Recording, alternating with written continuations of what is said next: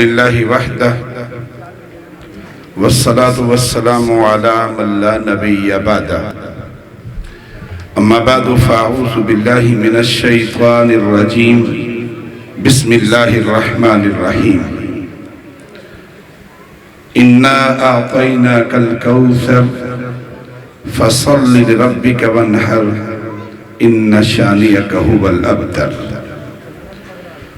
وقال النبي صلى الله عليه وآله وسلم لا يؤمن أحدكم حتى أكون أحب إليه من والده وولده والناس أجمعين صدق الله العظيم وصدق رسوله النبي الكريم۔ سٹیج پر موجود علماء کرام، اہلیان علاقہ، میرے بزرگوں، بھائیوں، دوستوں اور خواتین اسلام، آج کی عظیم الشان سیرت النبی کانفرنس اور اس میں آپ سب کی شرکت، میری اللہ تبارک و تعالیٰ سے دعا ہے کہ رات کے اس حصے میں آپ جس شوق اور محبت کے ساتھ تشریف فرما ہیں، اللہ تبارک و تعالیٰ ہم سب کو اپنی بارگاہ میں اس پروگرام کے نتیجے میں اجر جزیل عطا فرمائے۔ میرے دوستو، گزشتہ دنوں ہندوستان میں وہاں کی حکمران پارٹی بی جے پی اور اس کی ایک ملعونہ ترجمان نوپر شرما، اس نے جس طرح حضور علیہ السلام کی شان میں گستاخی کی، لائیو ٹی وی چینل پر آقا کریم علیہ السلام کی حرمت پہ حملہ کیا، آپ کی ناموس پہ حملہ کیا، اور اس کے نتیجے میں سارے عالم اسلام میں امت مسلمہ نے، امت محمدیہ نے، آقا کریم علیہ السلام کے امتیوں نے جس جذبے کا اظہار کیا، جس ولولے کا اظہار کیا، میرے دوستو، وہ اس بات کی علامت ہے کہ حضور آقا کریم علیہ السلام کی محبت وہ امت کی وحدت کی علامت ہے۔ آپ کی ذات گرامی امت کا مرکز و محور ہے۔ کوئی مشرق کا رہنے والا مسلمان ہو یا کوئی مغرب کا رہنے والا مسلمان ہو، کوئی شمال کا ہو یا جنوب کا ہو، کوئی کالا ہو یا گورا ہو، آقا کریم علیہ السلام کی محبت، آپ کی پیروی، وہ پوری امت کے درمیان میرے دوستوں محبتوں کا مرکز ہے۔ اور ہم اس موقع پہ ہندوستان کے ان گستاخوں کو پیغام دینا چاہتے ہیں کہ تم حضور کی شان میں گستاخی کر کے اپنے محلات میں آرام سے نہیں رہ سکو گے، نہیں رہ سکو گے۔ امت کا ایک ایک نوجوان، امت کا ایک ایک بزرگ، امت کی مائیں، بہنیں، بیٹیاں حضور کی عزت اور ناموس کے تحفظ کے لیے ہر قربانی دینے کے لیے تیار ہیں۔ مجھے ہاتھ اٹھا کے بتائیں، تیار ہیں یا تیار نہیں ہیں؟ تیار ہیں۔ میرے دوستو، 2 ارب سے زائد مسلمان ہیں روئے زمین پہ، 2 ارب سے زائد مسلمان، 56 سے زائد ریاستیں اور حکومتیں ہیں، فوجیں ہیں، لیکن اتنی بے بسی، اتنی مجبوری، اتنی لاچاری کہ ہندوستان کی گستاخ وہ حضور کی شان میں گستاخی کریں۔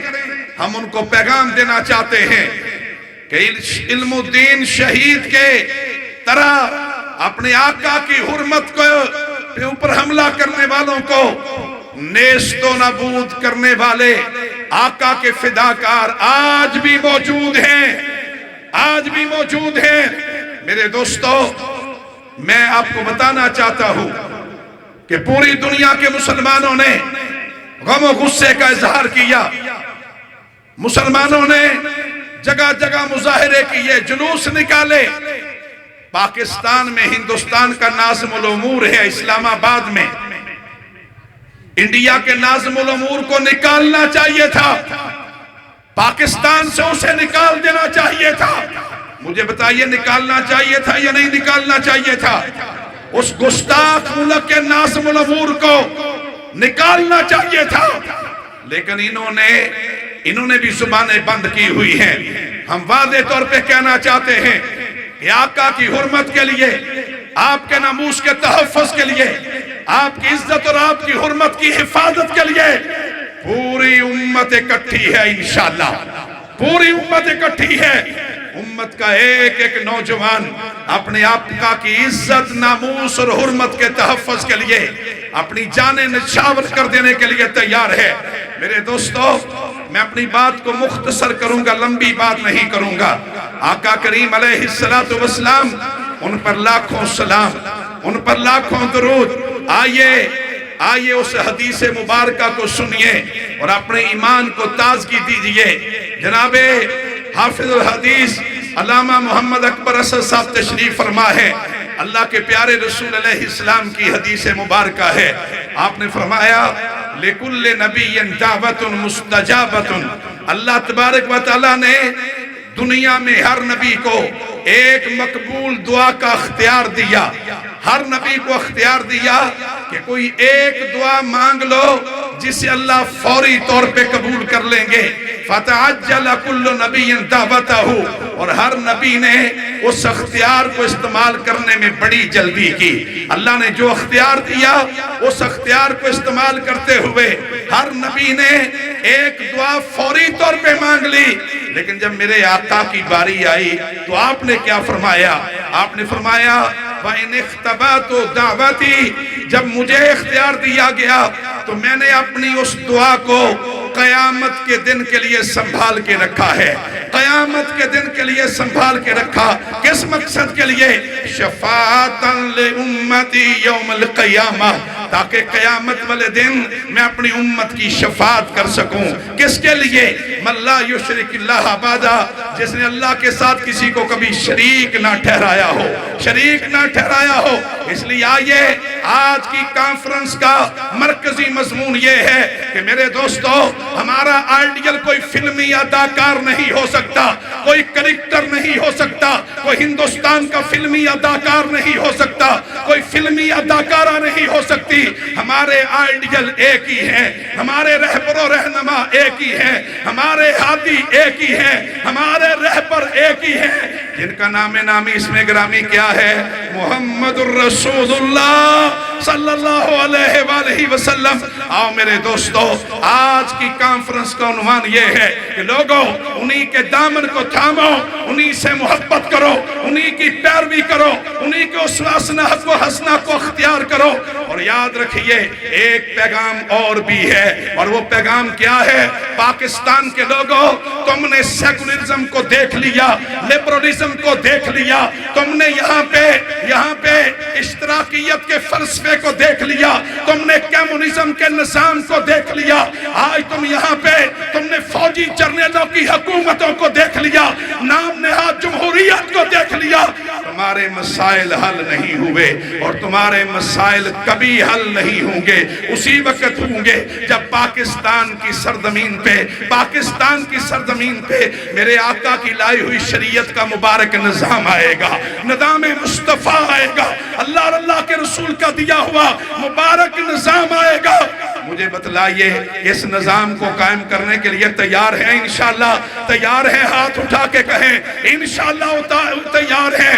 میرے دوستو، اللہ کے پیارے رسول علیہ السلام مدینہ منورہ میں ہے، ذرا اس بات کو سنیے گا، اس بات کو اپنے ذہنوں میں تر و تازہ کیجئے۔ آپ مدینہ منورہ میں ہیں اور آپ نے مدینہ کے سرزمین پہ میرے دوستو پہلی اسلامی ریاست کا قیام عمل میں لایا۔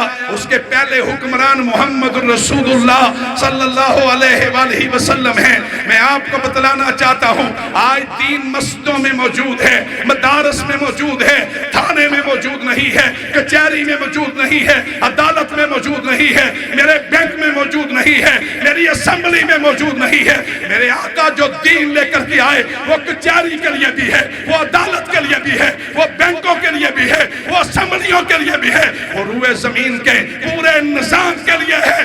تہیہ کرے کہ اس دین کو اللہ کی زمین پہ قائم کریں گے انشاءاللہ, قائم کریں گے انشاءاللہ.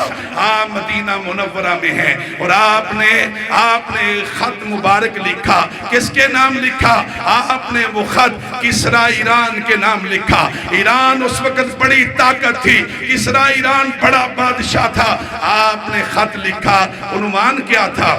بسم اللہ الرحمن الرحیم من محمد الی کسریٰ ایران. آپ نے اللہ کے نام سے خط کا عنوان باندھا, آپ نے کسریٰ ایران کے نام خط لکھا. اس خط میں توحید کی دعوت بھی تھی. اس خط مبارک میں کسریٰ ایران کو پیغام دیا گیا تھا کہ یا اللہ کے دین کو قبول کر لو اور یا جزیہ دینے کے لیے تیار ہو جاؤ یا ہمارے اور تمہارے درمیان تلوار فیصلہ کرے گی. آپ نے خط مبارک لکھا اور وہ خط آپ نے فرمایا میرے صحابہ یہ خط کون لے کر کے جائے گا؟ اللہ اکبر. حضرت عبداللہ بن حذافہ آگے آئے, کہا اللہ کے رسول علیہ السلام یہ خط میں لے کے جاؤں گا, کسریٰ ایران کے ہاتھوں میں پہنچاؤں گا. عبداللہ بن حذافہ نے خط تھاما, اپنے گھر گئے, یہاں ہماری بہنیں بھی موجود ہیں, جا کر کے اپنی اہلیہ سے کہا مجھے اللہ کے رسول علیہ السلام نے ایک مشن پہ روانہ کرنے کا فیصلہ فرمایا ہے, واپس آ گیا تو ملاقات ہو جائے گی, واپس نہ آیا تو ملاقات اللہ کی جنتوں میں ہوگی, اللہ کی جنتوں میں ہوگی. اس کو کہتے ہیں ایمان, اس کو کہتے ہیں اللہ کی جنتوں کی طلب, اس کو کہتے ہیں حق کے لیے اپنا سب کچھ لٹا دینے کے لیے تیار ہو جانا. میرے دوستو گھر گئے, گھر سے اجازت لے کے آئے, اپنی سواری پہ سوار ہوئے, کئی مہینوں کا سفر کرتے کرتے جنگلوں سے ہوتے ہوئے, میرے دوستو صحراؤں سے گزرتے ہوئے کسریٰ کی سرزمین پہ پہنچے.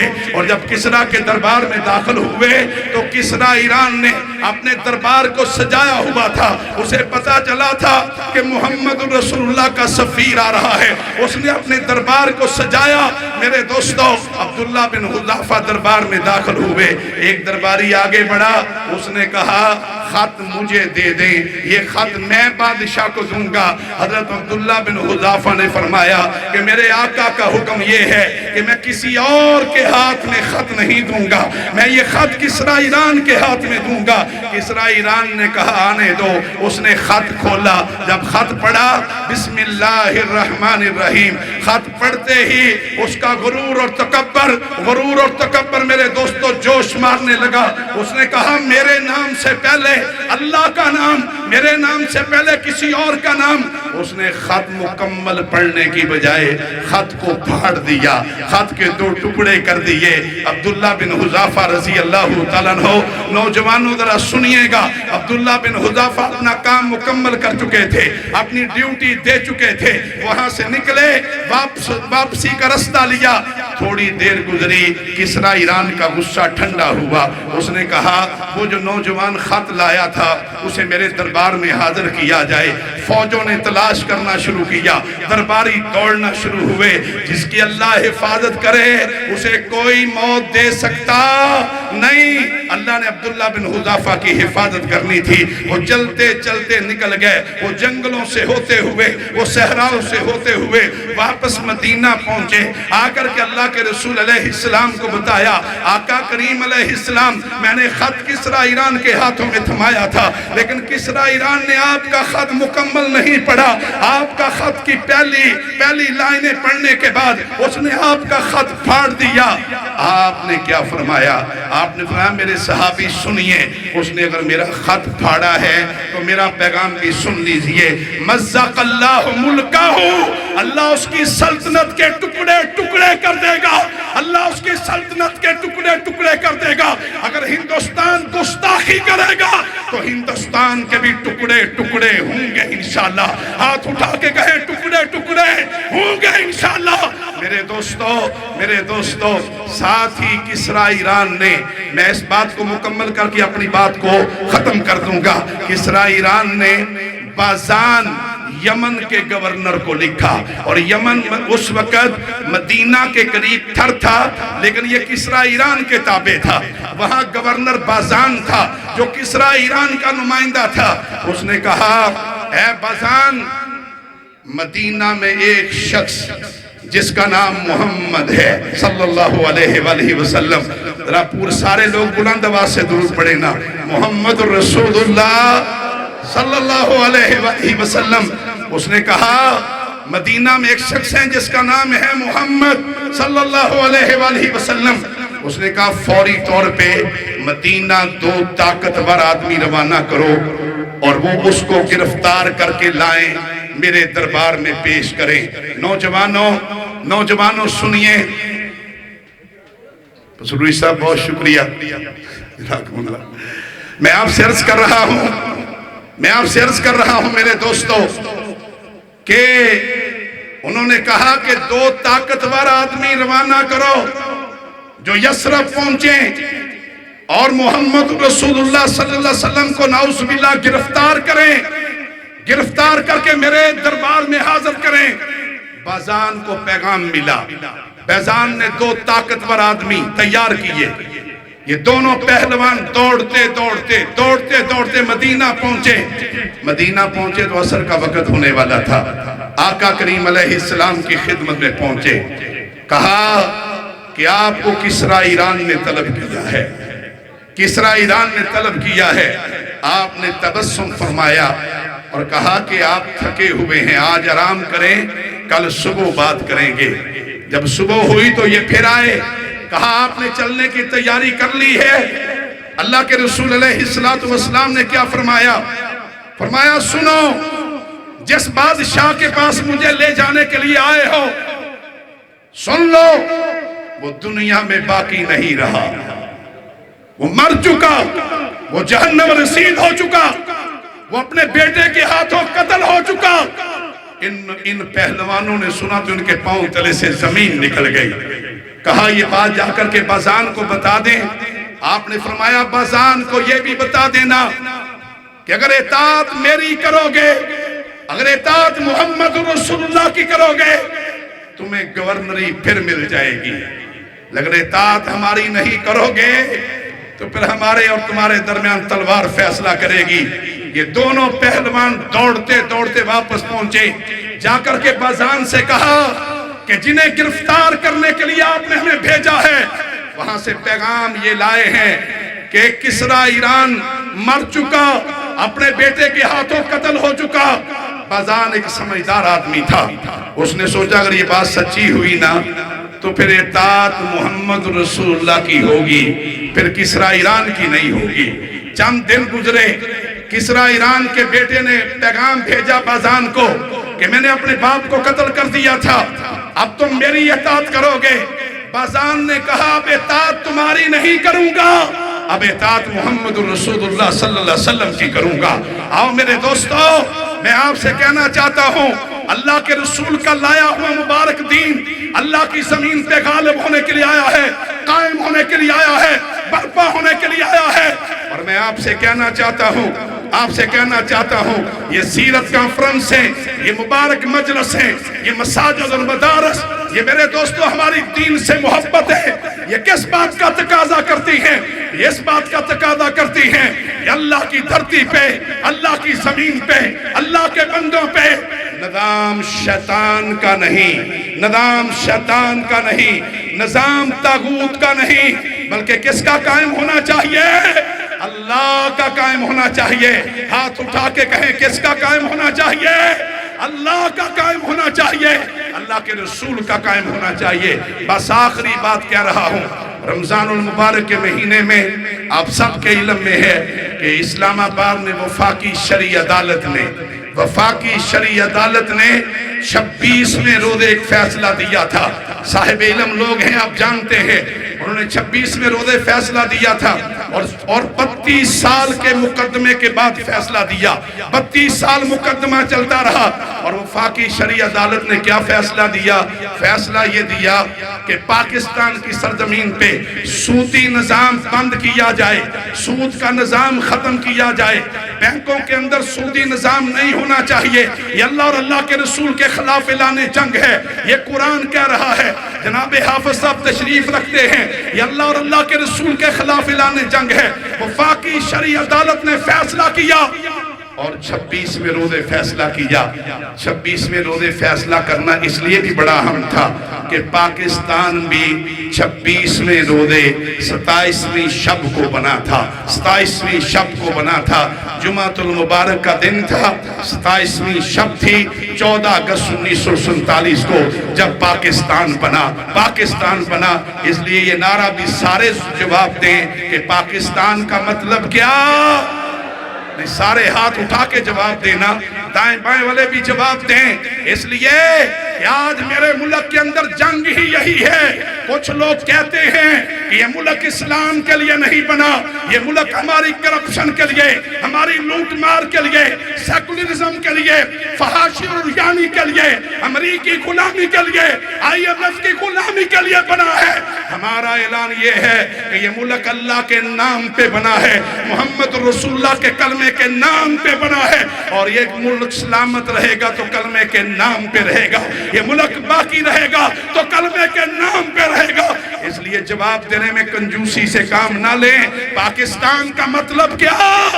لا الہ الا اللہ. میرے دوستو، وفاقی شرعی عدالت نے فیصلہ دے دیا. مجھے بتلائیے حکمرانوں کو عمل کرنا چاہیے تھا یا نہیں کرنا چاہیے تھا؟ کرنا چاہیے تھا نا. سودی نظام ختم کرنا چاہیے تھا. سود اللہ اور اللہ کے رسول کے خلاف اعلان جنگ ہے. اسی سودی نظام کی وجہ سے یہاں غربت ہے. اسی سودی نظام کی وجہ سے یہاں پہ میرے دوستو، یہاں پہ قرضوں کے اندر میری قوم ڈوبی ہوئی ہے. اس سودی نظام کی وجہ سے اس سودی نظام کو ختم کرنا چاہیے تھا. لیکن حکمرانوں کی نیتیں خراب ہوں تو کیا کیا جائے؟ حکمرانوں کی نیتیں خراب ہیں. اللہ کے دین کے بارے میں اطمینان قلب ان کو نہیں ہے. یہ زبان سے ایمان کا دعویٰ کرتے ہیں، اسلام کے نظام کے بارے میں ان کے عقیدے پختہ نہیں ہیں. میرے دوستو، آج کی خبر ہے، حکمرانوں نے، پاکستان کے حکمرانوں نے پھر سے جا کر کے سپریم کورٹ میں اپیل کر دی ہے کہ سود کے بغیر ہمارا نظام نہیں چل سکتا. سود کے بغیر ہمارا نظام نہیں چل سکتا. مجھے بتلائیے کہ حکمرانوں نے اللہ اور اللہ کے رسول کے خلاف اعلان جنگ جاری رکھنے کا فیصلہ کیا ہے نا، جاری رکھنے کا فیصلہ کیا ہے. تو پھر ہمارا اعلان یہ ہے کہ اگر تم اللہ اور اللہ کے رسول کے خلاف اعلان جنگ کرو گے، ہم تمہارے خلاف اعلان جنگ کریں گے. ہم تمہارے خلاف جنگ کریں گے. میرے دوستو، بس میری بات مکمل ہو گئی ہے. آئیے میرے دوستو، اللہ کے پیارے رسول علیہ السلام نے فرمایا الاسلام یعلو ولا یعلی علیہ. اسلام غالب ہونے کے لیے آیا ہے، مغلوب ہونے کے لیے نہیں آیا. یہ اللہ کی دھرتی پہ قائم ہونے کے لیے آیا ہے. میرے دوستو، امریکہ کہے کہ میں قائم نہیں ہونے دوں گا، برطانیہ کہے کہ میں اسلام کا نظام قائم نہیں ہونے دوں گا، دنیا کی شیطانی قوتیں کہیں کہ ہم اسلام کا نظام قائم نہیں ہونے دیں گے. ہمارا اعلان کیا ہے؟ ہمارا اعلان کیا ہے؟